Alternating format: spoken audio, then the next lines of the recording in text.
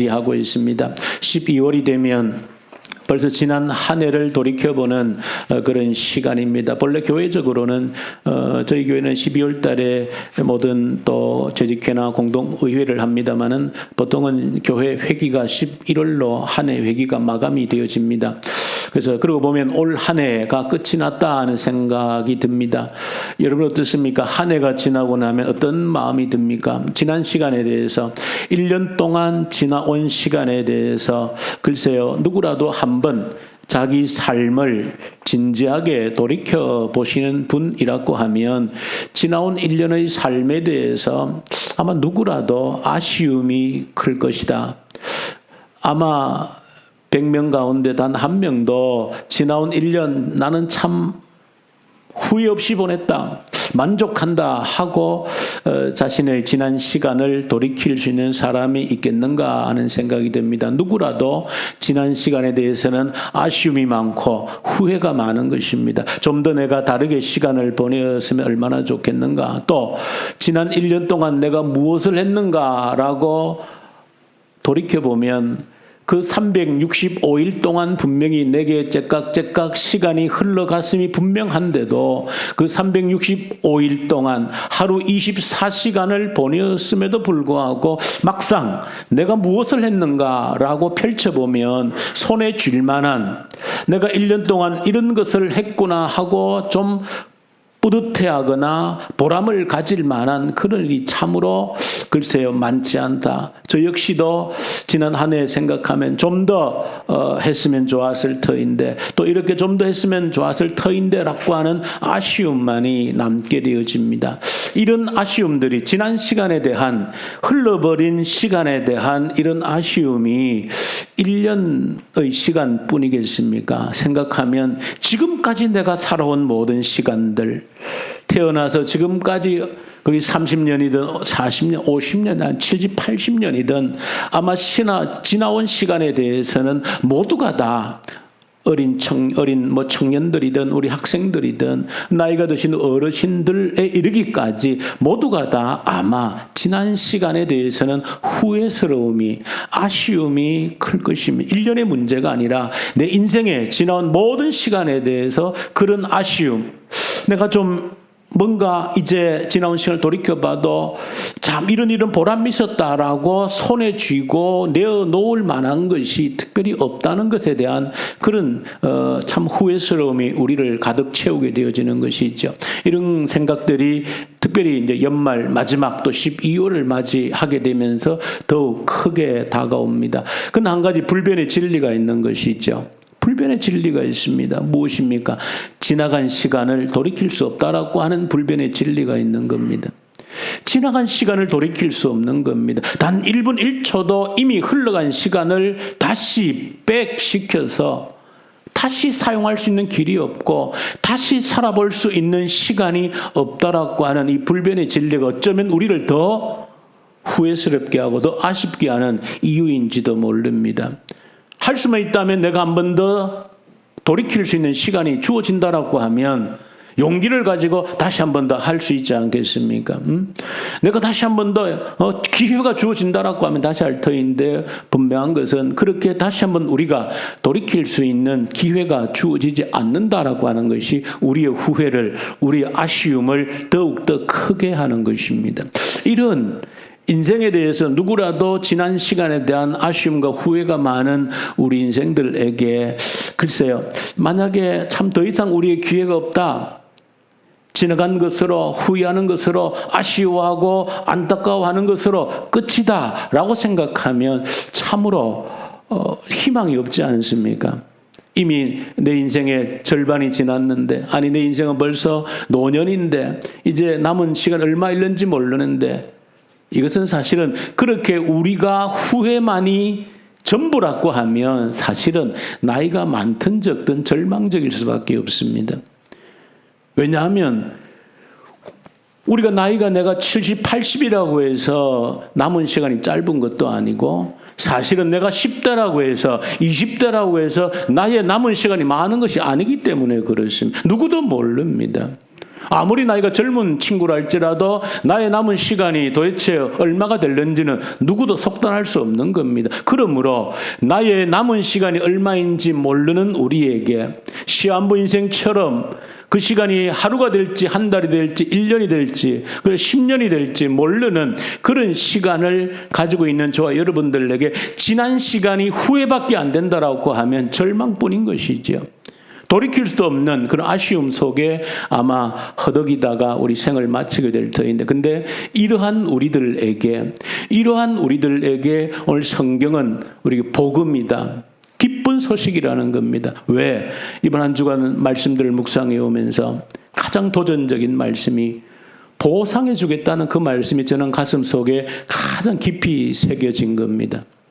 이야, 지나간 시간을 우리가 돌이킬 수 없는데, 한 번 지나간 시간은 어찌할 방법이 없는데, 참 우리가 하나님의 말씀을 대하는 중에 보상해 주겠다는 겁니다. 그 말은 사실은 조금 더 구체적으로 보면 이 요엘 선지자를 통해서 주신 말씀인데, 보상해 주겠다. 그 황충들이, 메뚜기들이, 팥종이들이, 이 곤충들이 갉아먹은 횟수만큼 뭐 해주시겠다? 보상해 주겠다는 것입니다. 저는 이 말씀을 받으면서 이야, 지나간 것으로 후회하는 것으로 하나님께서 우리 인생을 마감시키는 분이 아니구나 하는 것을 받게 되어지는 겁니다. 이게 복음이다. 지나간 시간을 도무지 거꾸로 돌릴 수 없는데, 후회밖에, 낙심밖에, 절망밖에 할 수 없는데, 성경을 보니까 이야, 하나님께서는 갉아먹힌 그 시간들을 그 시간만큼 보상해 주겠다. 그 약속이 오늘 요엘서를 통해서 우리에게 주고 있는 약속입니다. 저는 이 약속을 볼 때 얼마나 마음속에 위로가 되어지고, 하나님은 시간을 돌리시는 분이시다. 시간의 주인이 우리 하나님이시기에 저는 가능한 줄로 믿습니다. 시간의 주인이 우리 하나님이시기에 우리의 지난 시간들의 갉아먹힌 시간들, 후회스러운 시간들을 살아있는 우리들에게는 희망으로, 복음으로 주시는 겁니다. 회복시켜 주겠다. 갉아먹힌 것만큼 회복시켜 주시겠다. 이 약속이 저와 여러분들에게 주신 약속이라고 할 때에 지난 시간에 아무리 후회스러워도 오늘 하나님 앞에 있는 저와 여러분들에게는 소망이, 희망이 있는 줄로 믿습니다. 내 나이가 얼마인지에 관계가 없는 거, 이게 저는 복음이라고 믿습니다. 이게 복음인 겁니다. 우리의 지난 시간들을, 갉아먹힌 시간들을 하나님께서 갉아먹힌 횟수대로 뭐 해주겠다? 보상해 주겠다는 것입니다. 이게 진정 복음이다. 누구에게도 예외 없이, 너는 안 돼, 가 없이, 너는 나이가 많기 때문에 안 돼, 가 없이 누구에게나 주시는 약속인 겁니다.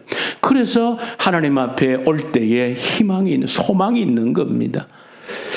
우리 하나님께서는 일하시는 방법의 특징이 있습니다. 우리 성경에서 하나님이 역사하시는, 하나님이 일하시는 것을 보면 분명한 하나님이 일하시는 특징이 있습니다. 저는 두 가지 특징을 꼭 얘기를 하고 싶은데, 그 특징 중 한 가지는 하나님 일하는 방법입니다. 여러분 잘 보십시오. 성경에 기록되는 모든 그 환경도 그렇고 여러 가지 그 특징을 보여주고 있습니다. 첫 번째 특징은 뭔가 하면 시간의 특징이 있습니다. 예를 들면 쉽게 하면 이런 것이 있죠. 하나님은 10년에 일할 것이 있으면 10년 동안 1년, 2년을 딱 나누어 가지고 1년에 10%, 2년에 20%, 3년에 30% 이렇게 일하시는 분이 아니고, 하나님 일하는 방법은 9년, 10개월, 11개월 동안 아무것도 못했다 할지라도 마지막 남은 한 달을 통해서 10년 할 일을 해내시는 분이 하나님이시다. 이게 하나님이 일하는 특징 중 한 가지입니다. 이게 하나님이 일하시는 방법이 성경에 여러분 여러 사건들 하나님을 보시면 그렇게 일을 하십니다. 하나님은. 그 시간에 있어가지고 이게 하나님, 시간의 주인이신 하나님이, 시간을 지배하신 하나님이 일하신 특징인 겁니다. 그래서 내게 주어진 오늘 하루라고 하는 것은 그렇게 소중한 겁니다. 하나님의 시간이기 때문에. 내게 주어진 오늘 하루를 통해서 내 지나온 30년이, 50년이, 80년이 하나님께서 보상하실 수 있는 능력이 누구에게? 우리 하나님께 있다는 겁니다. 그렇게 하나님이 일을 하신다는 것이 하나님이 일하시는 첫 번째 특징입니다.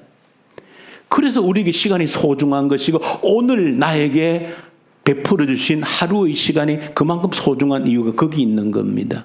하나님은 그렇게 일을 하신다.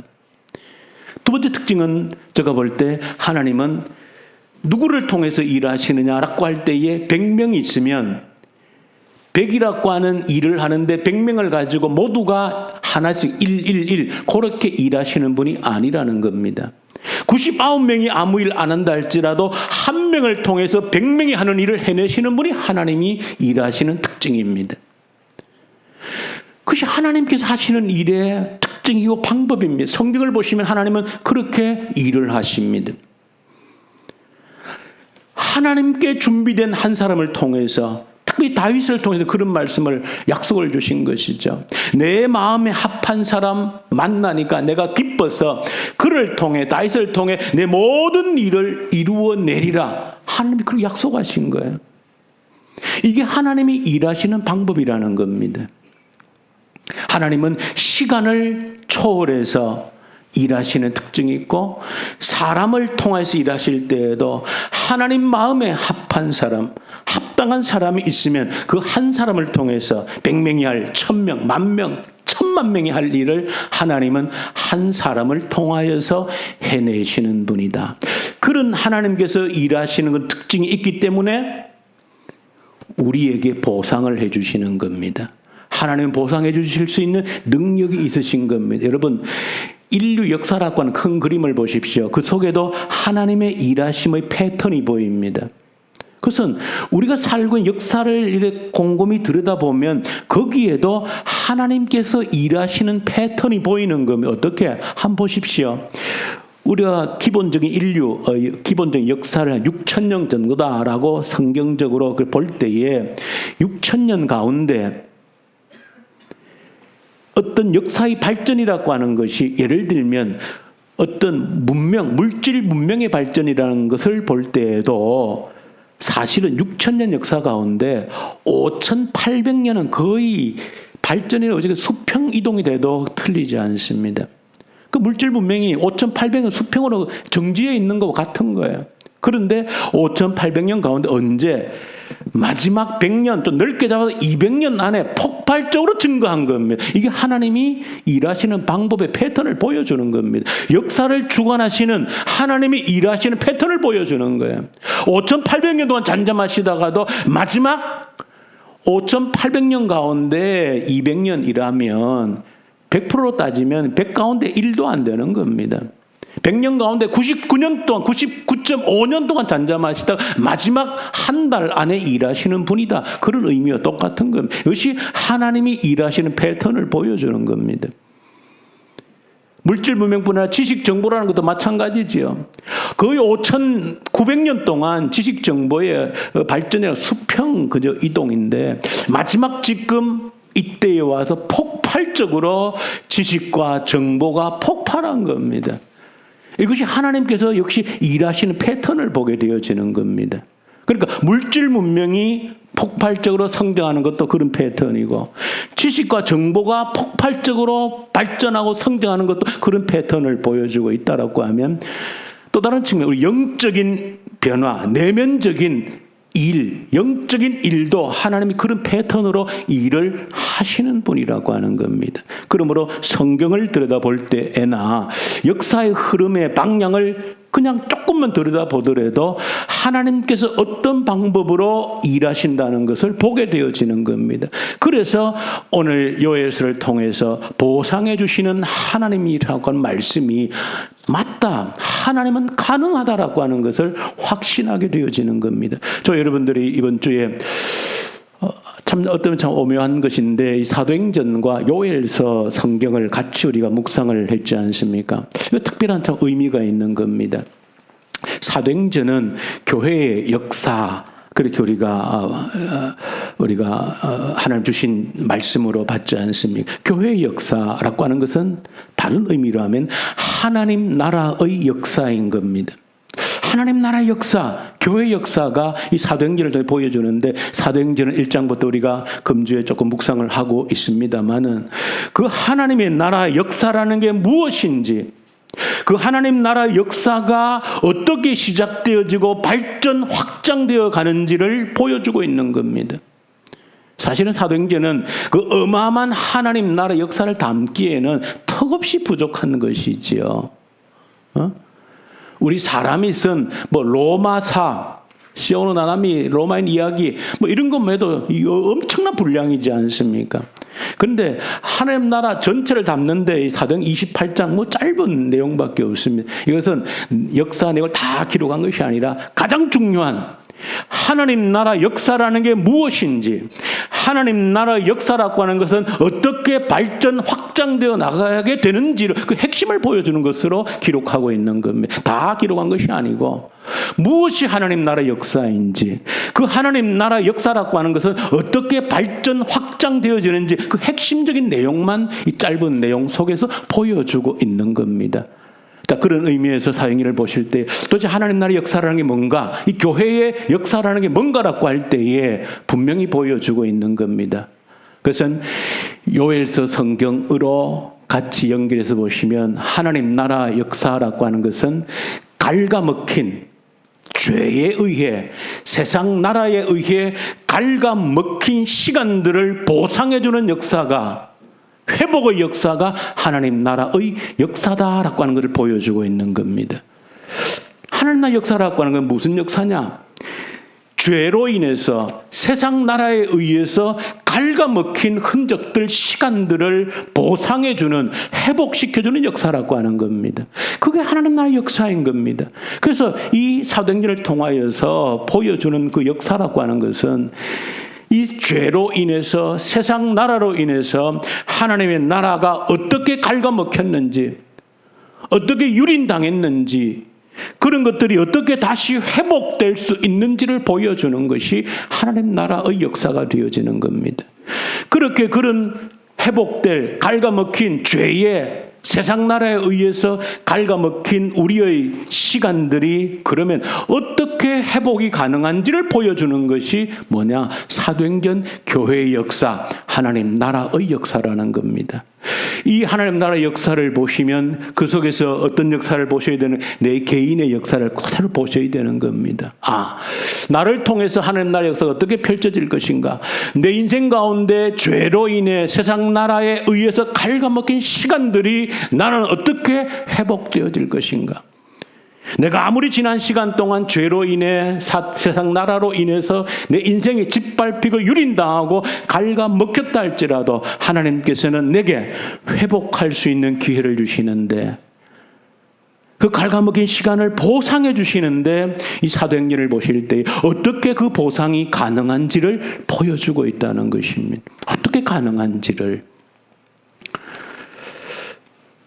사도행전 1장과 2장, 3장, 4장, 우리 5장까지를 보셨는데 1장, 2, 3장, 4장의 중요한 내용들, 그 핵심적인 하나님 나라의 그 원리들을 보여주는 겁니다. 여러분, 사도행전을 우리가 해마다, 올해는 특별히 제가 그 성경 읽는 것을 배치를 할 때 조금 이제 사도행전은, 신약 성경은 전체가 우리 한 번밖에는 1년에 묵상이 안 되지만 로마서 그리고 사도행전은 2번을 묵상을 하도록 그렇게 제가 그 성경 읽기 표에 배치를 한 겁니다. 그래서 연말에 한 번 더 우리가 사도행전을 묵상하게 되어지는데, 어떤 의미에서는 우리에게 또 그만큼 중요하다는 의미도 함께 담겨져 있습니다. 자, 어쨌든 그 사도행전 역사를 보시면 어떻게 갉아먹힌, 잃어버린 우리의 시간들이 하나님 나라가 회복되는지를 보여주는데, 분명한 1장을 통해서 2장을 통해서 보여주시는 게 있습니다.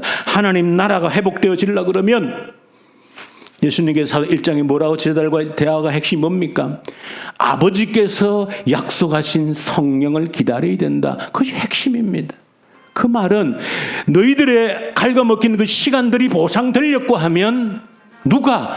하나님이 약속하신 성령께서 우리에게 임재하실 때 가능하다는 겁니다.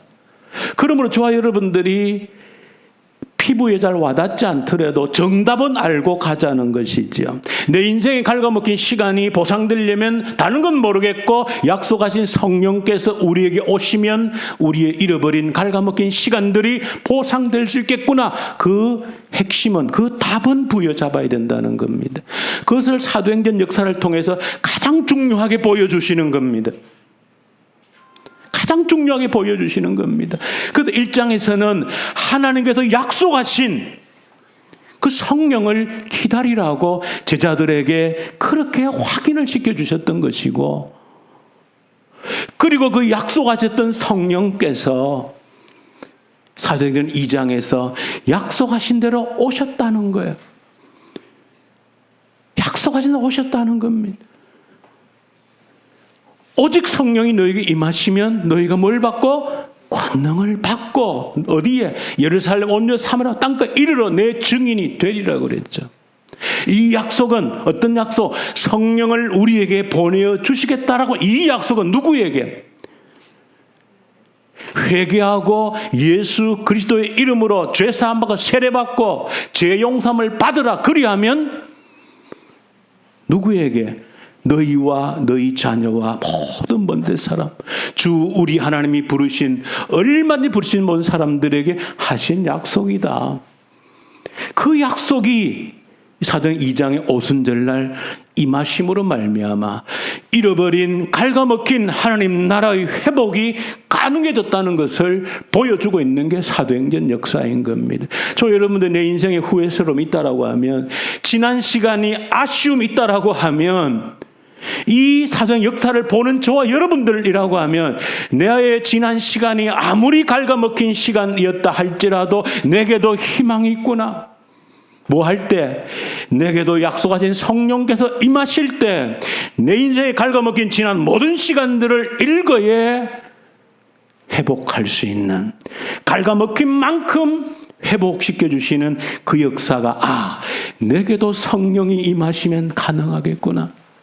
내 지난 인생 가운데 50년 동안, 70, 80년 동안 하지 못했던 일도 약속하신 그 성령을 내게 부으시면 갚아주시는 하나님이 계시는구나. 이것이 저와 여러분들의 복음이 되셔야 되는 겁니다. 그러므로 이 복음 앞에 나온 저와 여러분들, 내 나이와 상관없이 내 지난 시간이 얼마나 실패했는지에 상관이 없이 소망을 붙들게 되는 겁니다. 이 역사를 보게 될 때, 하나님이 이렇게 회복시켜 주신다는 걸 볼 때에, 여러분 사도행전 2장에 보시면 오순절 성령이 임하고 세상 사람들은 뭐라고 그랬습니까? 그것을 보고 미쳤다고 그랬죠. 술 취했다고 그랬죠. 그때 베드로 사도가 설교하지 않습니까? 이것이 어떤 현상인지, 어떤 일인지를 베드로 사도가 설교할 때 어떻게 설교합니까? 설교 내용을 보시면 이 성령을 부어주신 것은 누구가 예언한 것이다? 바로 오늘 이 요엘 선지자가 오늘 본문 속에서 예언했던 그 하나님이 보내어 주시겠다고 약속하신 그 성령을 지금 너희가 보는 우리 가운데 부어주심으로 이런 놀라운 일들이 일어났다라고 베드로가 설교하는 겁니다. 그러면서 베드로 설교 핵심이 뭔지 아십니까? 베드로 2장 설교 그 핵심을 보시면 딱 한 가지입니다. 하나님의 아들 예수 그리스도께서 이 땅에 왜 오셨느냐는 겁니다.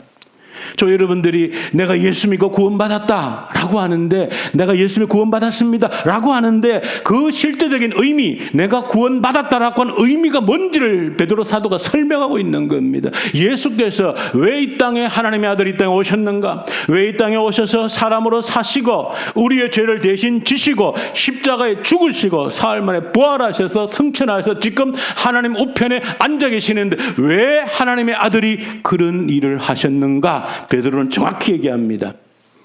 왜? 아버지께 성령을 받아서 우리에게 부어주시려고. 저 여러분들이 내가 예수 믿는다라고 하는 실제적인 구체적인 의미가 뭔지를 알려주는 거예요. 베드로 사도가. 내가 예수 믿으면 무엇이 내게 임하는지를 보여주는 겁니다. 예수님이 나의 죄를 대신 지시고 십자가에 죽으신 이유가 뭐라는 겁니까? 아버지께 성령을 받아서 우리에게 부어주시기 위함이라는 겁니다. 그게 베드로 설교의 요지입니다.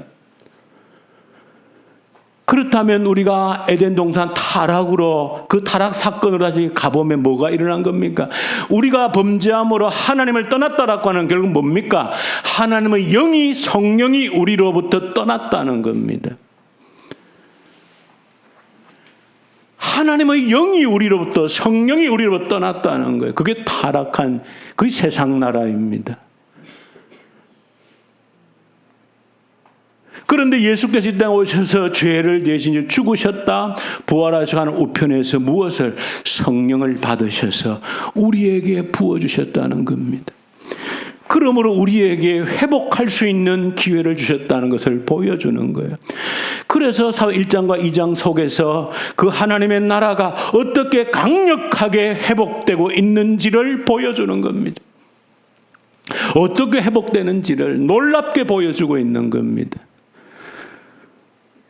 그런 가운데 두 가지만 결론적으로 그럼 어떻게 이 성령이 우리에게 임재하도록 함으로 인하여서 우리의 잃어버린 갉아먹힌 시간들을 회복할 것인가? 요엘서가 한 가지 보여줍니다. 2장 초반부에 보시면 너희가 뭘 찢지 말고 옷을 찢지 말고 마음을 찢으라 그랬습니다. 성령, 약속한 성령이 우리에게 임하는 데는 우리 옷을 찢지 말고 마음을 찢으라는 겁니다. 철저하게 회개하라는 것이죠. 사도행전 1장에 그 말씀과 똑같은 것이죠. 이 약속의 성령은 회개하는 자에게 주시는 선물이라는 겁니다. 그래서 옷을 찢지 말고 마음을 찢고 하나님께 나올 때 우리의 잃어버린 갉아먹힌 시간들을 회복시켜 주시겠다. 그 약속이 있는 겁니다. 조금 주목해서 볼 두 번째 방법은 사도행전 3장에 있는 내용입니다. 사도행전 3장에 이 성경 기록을 보시면 한 사건들이 한 장 전체를 차지하고 이렇게 하는데 그건 중요한 의미가 있기 때문에 그렇습니다. 사도행전 3장 내용은 나면서부터 안전뱅이가 베드로와 요한을 통해서 예수의 이름으로 뻘떡 일어나 걷게 된 사건이 사도행전 3장, 4장 전반부까지 기록되어져 있습니다. 굉장한 분량입니다. 그런 굉장한 분량을 기록한 것은 그만한 중요한 이유가 있다는 걸 아셔야 됩니다. 왜 이렇게 사도행전 3장에서 4장에 이르기까지 나면서부터 안전뱅이가 예수의 이름으로 벌떡 일어난 이 사건을 왜 주목해서 이 하나님 나라 확장에, 이 하나님 나라 역사 속에 이렇게 중요하게 첫 사건으로 다루고 있는가? 중요한 이유가 있기 때문에 그렇습니다. 무슨 이유? 이 이유를 알면 왜 성령께서 우리에게 나에게 역사하지 않는가라고 한 이유를 발견하게 되는 겁니다. 사도행전 3장 핵심은 그렇게 날 때부터 안전뱅이로 태어나서 성전 출입하는 사람들에게 동전을 구걸을 해서 먹고 사는 거지였는데 베드로 요한을 만나서 예수의 이름으로 벌떡 일어났다는 거지요. 너무 기뻐서 성전에 뛰어들어 춤을 추며 자신을 벌떡 일으키게 해준 베드로를 끌어안고 기뻐했을 때 많은 사람들이 누구를 주목했습니까? 베드로를 주목했다는 겁니다. 사람들이 다 알지요. 왜? 이 사람은 태어날 때부터 몇 살 때부터인지 모르지만 그 성전 문 앞에서 사람들이 갖다 두면 하루 종일 구걸을 했던 사람이기 때문에 예루살렘 성전을 드나드는 모든 사람들이 이 사람을 알고 있는 겁니다. 이 사람은 걷지 못하는 사람, 태어날 때부터 안전뱅이로 태어난 자. 그런데 벌떡 일어났다는 거예요. 누가? 이 베드로가 고쳐줬다는 거죠. 그럴 때 모든 사람들의 관심이 베드로에게 쏠렸죠. 그때 베드로가 유명한 말을 선포하는 겁니다. 너희들이 왜 우리를 주목하느냐? 그게 핵심입니다. 왜 사람을 주목하느냐? 이 사람을 일으킨 분은 예수의 이름이, 예수를 믿는 믿음이 이 사람을 일으켰다. 예수의 이름이, 예수를 믿는 믿음이 일으켰다는 것은 예수를 통해 역사하신 성령의 능력으로 일어났다. 그 말과 똑같은 것이죠. 핵심은 왜 너희들이 사람을 주목하느냐입니다. 그게 사도행전 역사에서 이렇게 중요하게 다루는 것은 이후의 교회의 역사 가운데 너희들이 사람을 주목하는 순간 성령은 역사하지 않는다라고 하는 너무나도 중요한 교훈을 던져주기 위해서입니다. 사람에게 너희들이 주목하는 순간 성령은 역사하지 않는다. 교회 역사를 연구하신 분들의 한 가지 연구 결과가 한 가지 있어. 그 뭔가 하면 이 성령의 역사와 관계되어서 교회 역사를 볼 때 지금 이 초대교회, 다시 말하면 이 갓 이제 사도행전 역사와 함께 그 초대교회 초기 300년, 그러니까 로마 교회를 중심으로 300년 동안에는 성령의 역사가 이 사도행전에 기록되어진 것처럼 이후에 바울 사도의 사역들을 통해서 여러 가지 초기 300년에는 아주 성령의 역사가 활발하게 핍박 가운데 일어났다는 겁니다. 그런데 교회 역사를 연구한 사람들에 의하면 300년이 지난 이후부터 우리 잘 아시는 것처럼 300년 이후에 뭐가 됩니까?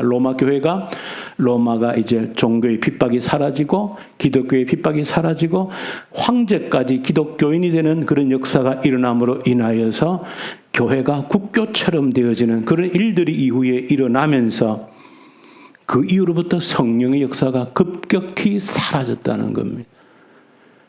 핵심적인 것은 교회가 이제 조직과 제도에 의해서 움직여지고부터 성령의 역사가 사라졌다는 겁니다.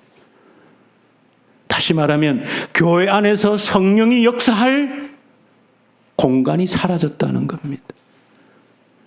교회가 더 이상 주님의 교회가 아니라 모든 것이 보이는 조직과 제도에 의해서 움직여지는 그 교회에는 성령께서 역사하실 공간이 사라졌다는 겁니다.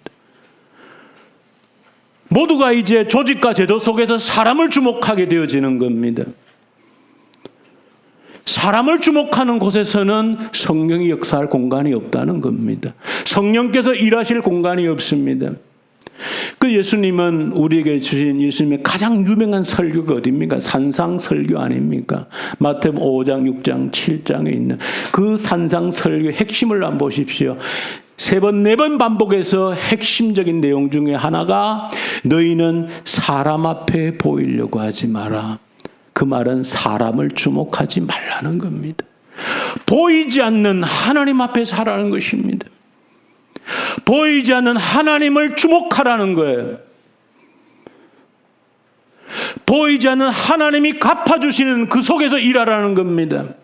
사람을 주목할 때 하나님의 역사, 성령은 역사하지 않는다는 겁니다. 오른손이 하는 일 왼손이 모르게 하라, 그 말의 의미인 겁니다. 금식 기도를 하더라도 머리에 기름을 바르고 골방에 들어가 기도하라, 그 의미인 겁니다. 그런데 교회가 제도화되고 조직화됨으로써 사람만을 의식하는 겁니다. 그럴 때 성령께서는 역사할 공간이 사라져버린다는 사실을 저 여러분들이 기억하셔야 된다. 저 여러분들, 우리의 잃어버린 시간을 보상받으려면 길은 하나밖에 없습니다. 성령께서 임재하실 때, 약속하신 성령이 우리 가운데 강력히 임재하실 때 우리의 잃어버린 시간들은 회복됩니다. 저는 우리 성도님들 뵐 때마다 늘 마음 한켠에 미안한 마음이 있습니다. 그 미안한 마음이라고 하는 것은 더 큰 은혜를 끼쳐 드려야 되는데 하는 그런 제 개인적인 아쉬움과 안타까움이 늘 있습니다. 이렇게 주일 예배 시간 오셨을 때에도 더 큰 정말로 그런 말로 다 할 수 없는 은혜 속에 들어갈 수 있어야 되는데 하는 그런 아쉬움이 저에겐 늘 있습니다. 그러나 오늘 이 말씀을 저도 받으면서 한께 또 위로가 있는 겁니다. 그래, 하나님이 한 번에 갚아주실 거예요. 우리가 준비될 때, 우리 하나님은 지난 10년 동안 하지 못한 일, 아니 지난 50년, 100년 동안 하지 못한 일을 우리가 살아가는 이 한 달, 1년 안에 하나님은 일하실 분임을 저 여러분이 믿는 겁니다. 그런 소망이 있어서 그 위로가 되어지는 거. 하나님은 그렇게 일하시는 분이니까. 우리의 지난 생활 상관없이 앞으로 내게 주어진 시간 속에 얼마든지 갚아주시는 분이시니까. 아니, 이 한 시간 동안 안에 지난 수십 년을 갚아주시는 분이 우리 하나님이시니까 위로가 되어지는 겁니다. 저 여러분들, 갚아주시는 하나님으로 인해서 소망이 있으시기를 바랍니다. 지난 시간에 후회하지 말기 바랍니다. 절망하지 말기 바랍니다. 지금 하나님을, 예수를 주목하라는 겁니다. 성령이 역사하시면 지난 모든 시간을 갚아주시겠다라고 하는, 먹힌 횟수만큼 갚아주시겠다라고 하는 하나님의 이 소망을 붙들고 갈 수 있는 저 여러분들 될 수 있기를 간절히 소망합니다. 우리 주님 아버지 감사합니다.